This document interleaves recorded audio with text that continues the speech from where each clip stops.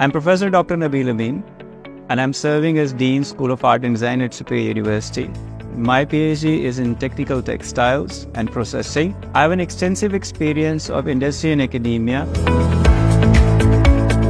I've been working for different projects, which includes a global project for sustainability in textiles, in processing, and in design. Dr. Nabeel has expertise in the sustainable and environmentally friendly textile processing, total quality management, sustainable technologies, sustainable materials, productivity, and lean manufacturing. He has acquired multiple professional certifications including lean manufacturing, Six Sigma, green productivity, sustainable energy management, and more.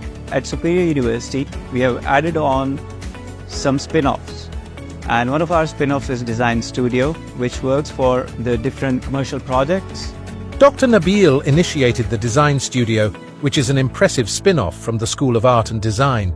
Sustainability projects that we have been doing. My personal experience is in processes and creating sustainable processes for textiles and other industries, doing upcycling, reducing waste. We are doing some projects to utilize waste, to upcycle, to recycle, and to reduce the materials that have been wasted. For his contribution and skills, he has secured bronze medal from the Society for Dyers and Colorists, UK.